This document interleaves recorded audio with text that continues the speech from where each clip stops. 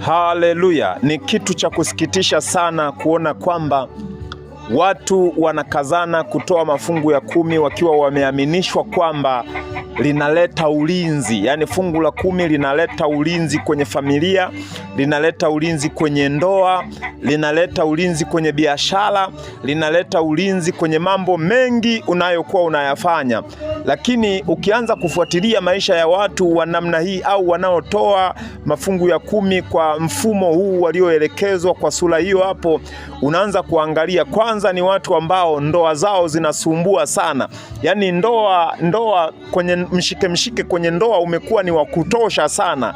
Ukianza kuangalia kwenye biashara zao unaona mshike kwenye biashara zao ni wa kutosha sana. Yaani huyo mtu unaona mambo hayaendi mbele, badala yake amekuwa ni madeni kila kona, kwenye vikoba, kwenye vikausha damu, ni madeni, kwa sababu alishaamini kwamba ukitoa fungu la 10 kwa uaminifu ni kwamba kila kitu mambo yanaenda sawa. Lakini sisi au mimi nimekuwa nikikwambia mara kadhaa ya kwamba mambo hayawi sawa kwa sababu umetoa fungu la 10 kwa uaminifu. Nikupe kaushuhuda kamoja.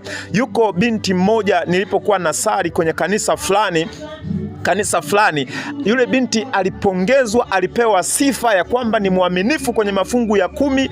Alisimamishwa kanisani, kanisa likampigia makofi, yani kwa namna nyingi kwamba ni mwaminifu kwenye mafungu ya 10. Lakini mtu wa Mungu, kitu cha ajabu nilichokuja kukishangaa ni kwamba hazikuisha wiki 2, ilipita wiki ya kwanza, wiki ya pili, yule binti akaja kubainika ni mjamzito, ana mimba na hajaolewa. Manake kazini ni mzinzi na amepata mimba, na hilo wiki akawa anatangazwa kutengwa. Ila wiki zilizopita ndiye aliyesifiwa na kupongezwa kwamba ni mwaminifu kwenye mafungu ya 10. Sasa nataka nikwambie kwamba uaminifu ni katika mambo mengi. Uaminifu haupo kwenye fungu la 10. Uaminifu wa mcha Mungu, wa mtu wa Mungu, hauonekani kwa fungu la 10, hautambuliki kwa fungu la 10. Hapana, unatambulika kwa maisha yako, kwa tabia zako, kwa mwenendo wako.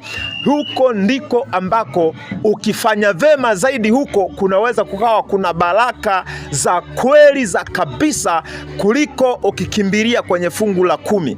Mtu wa Mungu, ninataka nikwambie, wengi ambao wametoa fungu la 10 ili familia zao ziwe na ulinzi, wamejikuta familia zao hazina ulinzi waliokuwa wanatarajiwa. Wamejikuta familia zao hazina yale waliokuwa wanatarajia, bali wamejikuta wakiwa kwenye hali ngumu, kwenye hali za masumbufu mengi, hali za mateso mengi, hali za migogoro mingi katika ndoa, hali za migogoro mingi ya kimaisha, hali za namna nyingi za kuingiliwa, kukopa na kushindwa kulipa. Yaani wamejikuta ni watu fulani ambao ni waovyo sana katika jamii. Lakini tunakuambia maisha mema, maisha matakatifu, maisha ya haki yanaweza yakakufanya ukawa na baraka kubwa ya Mungu kuliko ukishikilia kipengele cha kutoa tu fungu la 10. Ninachokizungumza hapa, sina maana kwamba ni vibaya kutoa fungu la 10, uache kutoa fungu la 10. Hapana, endelea kutoa, lakini bado maisha yako ya hakiki kwanza, maisha yako. Yaani ni afadhali ushindwe kutoa fungu la 10 ila maisha yako yakawa salama, yakawa sahihi, ukawa ni mwenye haki. Hilo laweza kuwa ni jambo bora na la maana kuliko la kukimbilia kutoa fungu wakati wewe ni mwanadamu wa ovyo. Neema ya Yesu Kristo iwe juu yako, mtu wa Mungu unayetusikia na kutufuatilia katika channel yetu. Amen.